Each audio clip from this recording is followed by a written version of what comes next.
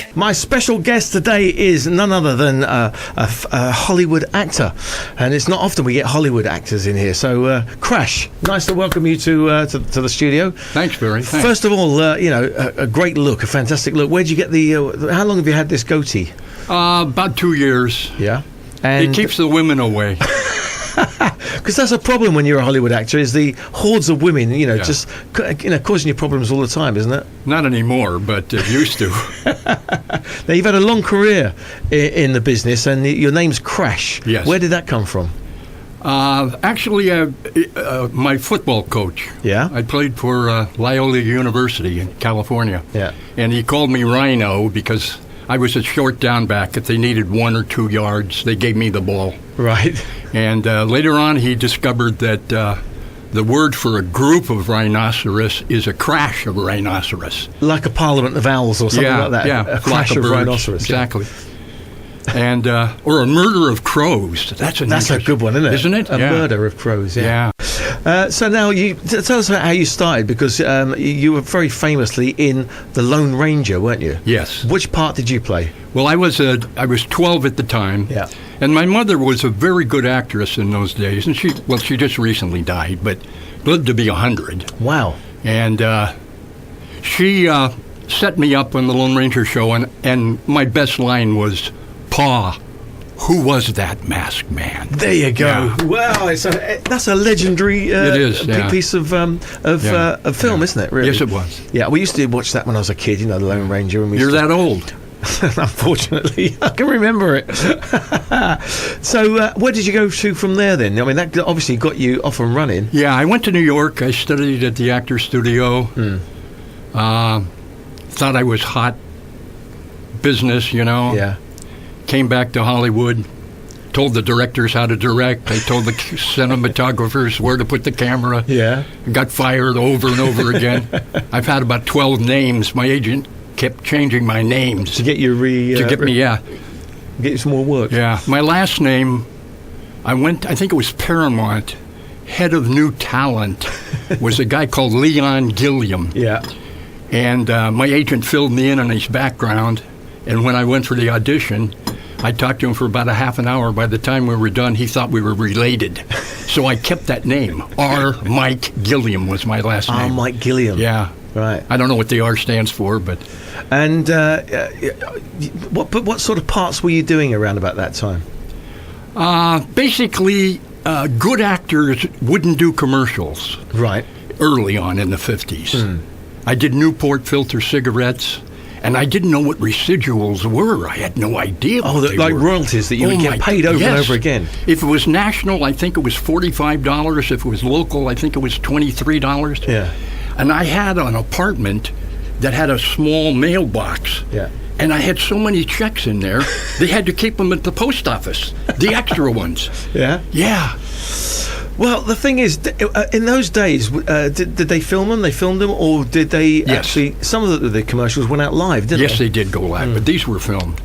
And then, believe it or not, but you wouldn't know by looking at me now, but I was a model, male model. Yeah. And, in fact, I'll be 80 in 2 days. Wow. Yeah.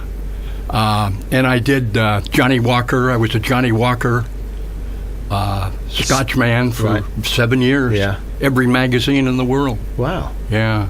So you were... I had this beautiful red beard. I mean, it was red. They loved it. How did you cope with the fame? Drank. Is that how everybody coped with it in those days, In fact, Dennis Hopper used to have this great line. He'd say, "Let's get drunk and be somebody." Now, Dennis Hopper, you've worked quite considerably with him, haven't you? Actually, we were just friends. The first time, we did work together at the Laguna Playhouse. We both lived in San Diego, and I'd never met him before. Right. And we were both cast in a play called George Washington Slept Here, I think it was. Yeah. Anyway, we became friendly, and he was a crazy, crazy guy. In those days, I had a 1949 Chrysler Woody convertible. Yeah. It was chartreuse with chartreuse leather upholstery. But we go down Hollywood Boulevard, and he had a phone. Remember the land phones that you just say hello, goodbye, and Yeah. And he had the batteries, the 9-volt batteries in those days were like 10 inches high. So it's like an early mobile phone. Well, like an early cell phone. Yeah. Except he would make it ring, and we would drive slowly down Hollywood Boulevard and see a couple of girls. He'd make it ring, and then he'd say to them, "It's for you." He was a clever guy. That's a great line. It is a great line. Yeah. Yeah.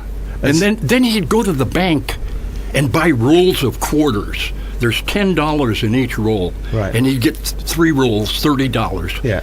And he'd break them open, put them in his hat, and we'd drive around the corner of Hollywood and Vine, and he would throw handfuls out onto the curb at the sidewalk. And women wore hose in those days. They'd be down on the ground picking them up. Oh, we had a lot of fun. Drive around. There's a similar scene you see with ping pong balls in some of the bars around, exactly. in Patio, yeah. Exactly. So, okay, you were friends with Dennis Hopper. Did that get you into some other films? Was it good to know people in Oh, business? Yeah. James Garner gave me a lot of work. I don't know if you're familiar with him, mostly television. James Garner, yeah. But I was in both his shows, and I was always out of work. There was some cop program that you used to do, wasn't there? Yeah, Maverick. That was the cowboy one. Oh, right. I worked as a second director on that show. 40-50% of everything is done without the stars. Well, they put the stars in at the last minute or something. Yeah. No, you have a double. Like, he's in the car. He had this fancy car. Right. We'd be in a helicopter shooting it down, like going to Vegas, stuff like that. Yeah. Come on, get up, get out, and start grooving. Juggling around to the sound of music. You've met some colourful people along the way, haven't you? Yes, I have. Like Clint Eastwood. Tell us about Clint Eastwood. Well, I gave him a ride from Paramount, I think, to Santa Monica, and all we did was talk about jazz. He loves jazz. You're a jazz fan as well. Oh, yeah. I played the trumpet. And you played with trumpet with somebody quite well known, yeah? I played with Charlie Parker. Charlie Parker, come on! The Bird. Well, he wasn't. First of all, Barry, I was a mediocre trumpet player, but I was white. Yeah. And they loved it. Yeah. And we were in Oscar Peterson's, the Canadian pianist's apartment. Yes. Yeah. And his horn was in hock. We all had to chip in and get $15 to get his horn out of hock. Right. But I'm telling you something, it's a peak experience. There are certain people that are so much greater than their peers. Right. And like Seymour Hoffman, great actor. He's just far and above their peers. Guys like Michael Jordan, Muhammad Ali, a lot of musicians, a lot of actors, like Brando, Laurence Olivier. Now, Marlon Brando's another guy that you've met. And, I spoke with him 3 days before he died. Oh, no. Yeah.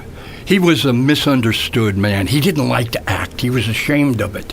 Why? Well, first of all, he was from Nebraska, and it came so easy to him. Right. And the only time he worked is when he needed $2 million every other year. That's all. That's a lovely position. Okay, I'll do in. Superman, Yeah.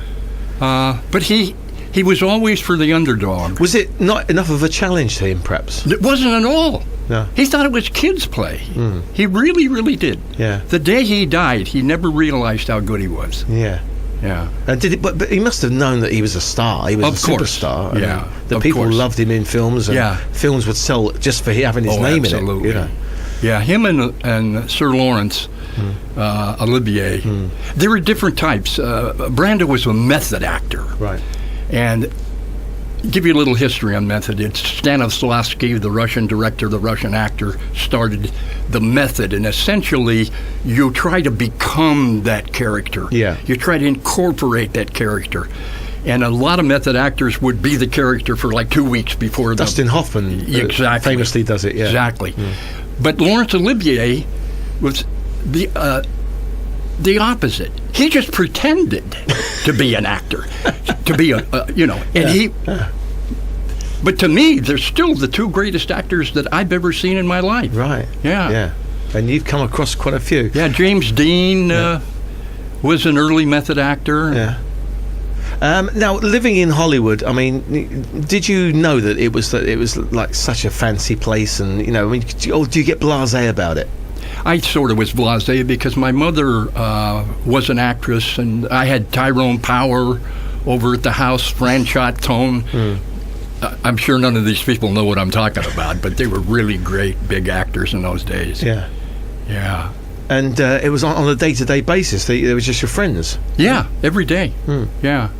And did that help you get parts in films? And Yes and no, but you think I'm arrogant now. You should have seen me back then. Oh, my God. You know, Hopper told the head of Columbia Studios to go F himself. Right. Okay? Yeah. And the guy made the famous statement, "You'll never work in this town again." Well, 2 weeks later, he had a job. Yeah. When I said that to a director, Yeah. 2 years took me to get a job. You were blacklisted. Yeah. You only had to keep changing your name. That's no wonder. Yeah, absolutely. You have to change your appearance as well. I did. Because they'd recognise Yeah, you. they did.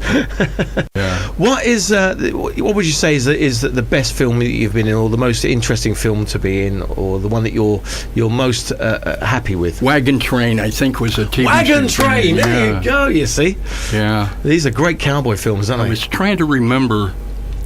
Frank McGrath was the cook in that. Right. And he was a stuntman. Right. Remember in the old cowboy movies when they shot people, they're shooting people and the horse fell down? Yes. He controlled every horse that fell down in Hollywood. Wow. And so when they needed a fall down horse, he went Yeah. to Frank. Yeah. And he was a lovely guy. We used to bet horses together, go to the racetrack at Santa Anita. And then he introduced me to Henry Fonda to play a card game, poker. I was a terrible poker player. But this is interesting because Henry Fonda said, "My son wants to do a movie. Yeah. It's called Easy Rider." Right. He says, "You're a young guy, Yeah. Crash. Read the script. Tell me what you think about it." And I read the script. The next Thursday we were playing, and I said, "I'll tell you something. I wouldn't put a dime in this thing. Who wants to watch a couple of guys drive around America in the motorcycle?" It's an iconic film. Yeah, I know. Is there anybody you keep in touch with? Brando was the last. And this is a funny thing. People don't believe this, but he could eat a gallon of ice cream.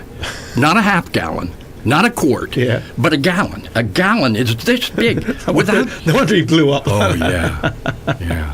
Some people have an addictive personality. I haven't had a drink of alcohol since I was 33 years old. I wouldn't have lived another year or two. Yeah. But because I have an addictive personality. I guess too. in the 60s and the 70s, drugs and drink were so prevalent. Yeah, I joke, but it's partially true. I spent 90% of my money on drugs, alcohol, women, and racehorses. The other 10% I wasted. Yes, it's a famous one. It's a good one. Come on, get up, get out, and start grooving. Juggle around to the sound of music. Would you like to go back to those days? Well, not at my age. No. It would be very difficult, but it was a prime time. It was Yeah. a peak experience. It Yeah. was actors want to be in the moment, and when you're in the moment, a feeling comes over you like you've never had before. Like when Laurence Olivier did Hamlet, and Roddy McDowell followed him and said, "It's the greatest thing I've ever seen." Yeah. And he was crying. He Really? was crying. He says, "I don't know what I did." Yeah. He didn't know how it happened. No. It just happened in the moment. It took him over. Yeah, it took him over. Yeah. That's exactly it. Yeah. And is it almost also a bit like a drug where it's such a high that suddenly you can get depressed and have a bigger low? Because you find I've that never suffered from depression, but I can remember when I was in a play in Berkeley, California, and the leading lady and I couldn't stand each other because her boyfriend didn't get my part. Right. They auditioned 400 men for my job, Yeah. and I got it. Yeah. But anyway, just one time I just did a different move and I kissed her on the forehead, and my God, it just felt so good. It was just in the moment. Yeah. It's indescribable. It's amazing you can keep and those they stay with you, those memories. Yes, they do. Yeah. Isn't that wonderful? It is. Yeah. So It really is. would you say you've really had a wonderful life? Oh, yeah, and very lucky. Yeah. Very, very, very lucky. But you create your own luck, don't you, really? Yeah. Well, you put yourself... When I was in the racehorse business, I used to put myself in a position where luck would happen. Yeah. Okay. Yeah. Yeah, but my racehorse business is another story. Yeah.